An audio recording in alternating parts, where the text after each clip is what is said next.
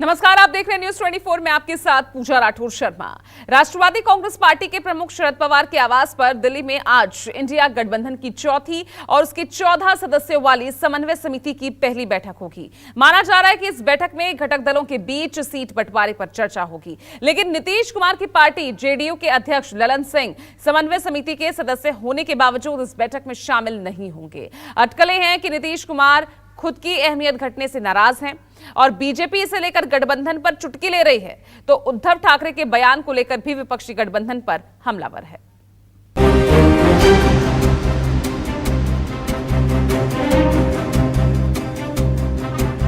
दिल्ली में सिर्फ दिल की बात नहीं होगी, इंडिया गठबंधन के घटक दलों के बीच सीटों के बंटवारे पर भी बात होगी, क्योंकि भले ही ये इंडिया गठबंधन की चौथी बैठक हो, लेकिन गठबंधन की समन्वय समिति की ये पहली बैठक होगी। लेकिन दिलचस्प बात यह है कि समन्वय समिति की पहली बैठक में समन्वय समिति के सदस्य और नीतीश कुमार की पार्टी जेडीयू के अध्यक्ष ललन सिंह की शिरकत नहीं करेंगे। हालांकि कहा तो यही जा रहा है कि ललन सिंह बीमार है, लेकिन जेडीयू ने सोशल मीडिया पर अपने अध्यक्ष ललन सिंह के भाषण का जो वीडियो शेयर किया है, उसका इशारा शायद कुछ और ही है, क्योंकि इस वीडियो में ललन सिंह नीतीश कुमार के पीएम उम्मीदवार होने का संकेत दे रहे हैं।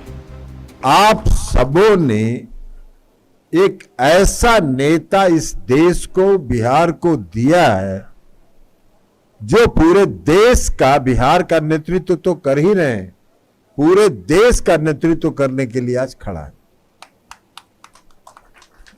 यहां से विधायक भी रहे वो, 5 बार सांसद भी रहे, और सिर्फ सांसद नहीं रहे, सांसद रहते हुए भारत सरकार में रेल मंत्री रहे, कृषि मंत्री रहे, भूतल परिवहन मंत्री रहे, और इतने दिनों तक केंद्रीय सरकार में मंत्री रहने के बावजूद आज तक किसी माई का लाल का साहस नहीं हुआ कि नीतीश कुमार के कपड़े पर कोई दाग दिखा दे। पूरी ईमानदारी से नीतीश कुमार जी ने सेवा किया और 17 साल से बिहार के मुख्यमंत्री। ललन सिंह दिल्ली में होने वाली विपक्षी बैठक से दूर रहेंगे, लेकिन आरजेडी नेता और बिहार के डिप्टी सीएम एक दिन पहले ही दिल्ली पहुंच गए। जिक्र ऑर्डिनेशन कमेटी की बैठक से शुरू हुआ, लेकिन फिक्र सीबीआई रेड की भी हुई। तेजस्वी ने सप्लीमेंट्री चार्जशीट के मजमून पर सवाल उठाते हुए सत्ता की नीयत को भी कटघरे में खड़ा किया। कमेटी है कि जो बैठक होगी उस पर जो एजेंडा होगा उस पर बातचीत की जाएगी, तो उस पर कोई दिक्कत वाली बात नहीं है।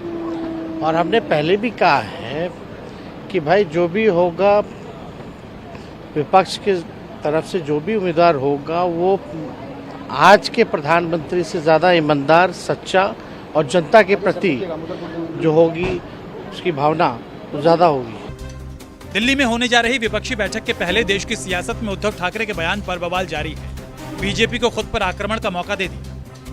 दरअसल सोमवार को महाराष्ट्र के जलगांव में उद्धव ठाकरे ने राम मंदिर को लेकर बड़ा बयान दे दिया। ये आशंका जता दी कि राम मंदिर के उद्घाटन के वक्त गोधरा जैसे दंगे की साजिश संभव है।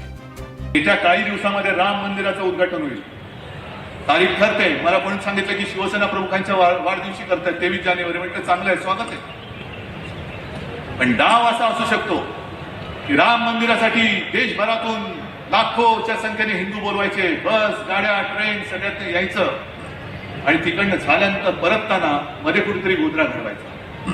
करू शकतात, हल्ला होऊ शकतो, कोणत्या तरी वस्तीमध्ये बस जातील, दगडफेक करतील, माणसं मारतील, पुन्हा देश पेटेल, पुन्हा तेच ते सगळं, तेच ते आणि तेच ते पुन्हा घरांच्या होळ्या पेटतील, आणि त्या पेटणाऱ्या घरांच्या होळीवरती यांच्या राजकीय पोळ्या ते वाजतील। उद्धव का बयान आते ही बीजेपी आग बबूला हो उठी।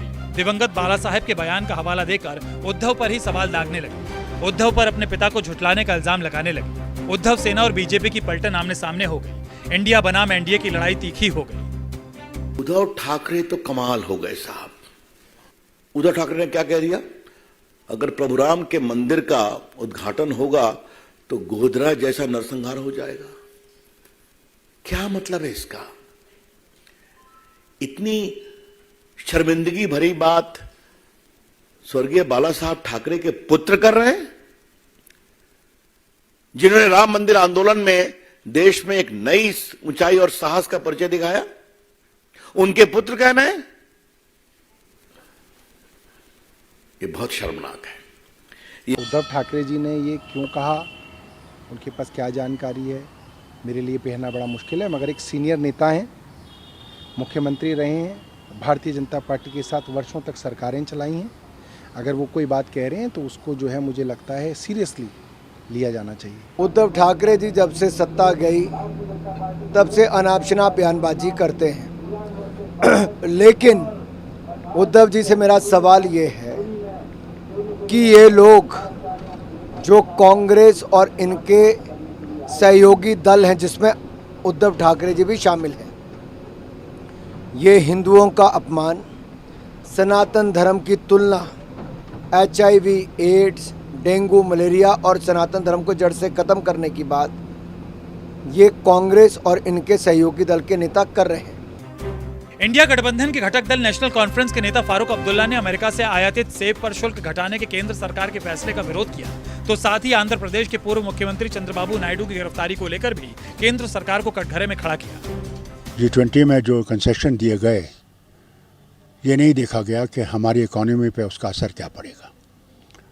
सिर्फ जम्मू कश्मीर की रियासत ही नहीं, हिमाचल, उत्तराखंड, इन सब पे इसका असर पड़ेगा। हम लोग सेब प्रोड्यूस करते हैं, मेजर इकोनॉमी हमारी वो है। और वॉलनट्स भी पहले भी इनने ये किया था, अमेरिका से आते थे। आज इनने फिर से ये कंसेशन अमेरिका को दिया है। इसका मतलब ये है कि अमेरिका को खुश करने के लिए वो यहाँ के ग्रोवर्स को मारना चाहते हैं। जो खाली टूरिज्म पे अपने आप का दारोमदार न रखे बल्कि और काम भी करे, और उसमें फूड इंडस्ट्री हमारी बहुत इम्पॉर्टेंट इंडस्ट्री है। आपको मालूम होगा जो अमेरिका में है वहाँ वो सब्सिडी देते हैं लोगों को, पेस्टिसाइड्स में सब्सिडी देते हैं, जो फर्टिलाइज़र है उसमें सब्सिडी देती है, इसलिए उनका जो लागत जो खर्चा सेब पे है या बादाम पे है या अखरोट पे वो कम है हमारे मुकाबले में। हमारे यहाँ तो आपको पता है पेस्टिसाइड कितने महंगे, फर्टिलाइज़र कितना महंगा, हमारा जो फ्रूट तैयार होता है वो कितना महंगा, उसके बाद ट्रांसपोर्टेशन के खर्चे। तो ऐसे में इस किस्म का ये जो 35% से लेके 15% इम्पोर्ट ड्यूटी करना अमेरिका के सेब पे, मैं समझती हूँ ये सीधे इन्होंने जम्मू कश्मीर के लोगों पे, फ्रूट ग्रोअर्स के गले पे इन्होंने सीधे छुरी चलाई है। प्रधानमंत्री जी का ये आत्मनिर्भरता वाला मॉडल, आत्मनिर्भरता कहते हैं, और कि येन केन प्रकार किस प्रकार हमारी इकोनॉमी, हमारे जो सेब उत्पादक लोग हैं, सिर्फ कश्मीर नहीं, हिमाचल, उत्तराखंड, उनको प्रोटेक्ट करने के लिए कुछ नहीं। तो जाहिर तौर पे ये कीमत है। शायद प्रधानमंत्री जी के मित्र भी इस बिजनेस में हैं, हमें पता चला है। अब देखिएगा कैसे वारा न्यारा होता है, लेकिन ये चिंता का विषय है और उन्होंने सामूहिक चिंता फारूक अब्दुल्ला साहब ने व्यक्त की। इंडिया अलायंस की चौथी बैठक के पहले बीजेपी और विपक्षी गठबंधन की बयानबाजी तेज हो चुकी है। पेरिस में हिंदू धर्म पर राहुल गांधी के बयान को लेकर बीजेपी अब भी हमलावर है। पटना से सौरभ कुमार और मुंबई से राहुल पांडे के साथ ऋषिकेश कुमार, दिल्ली, न्यूज़ 24।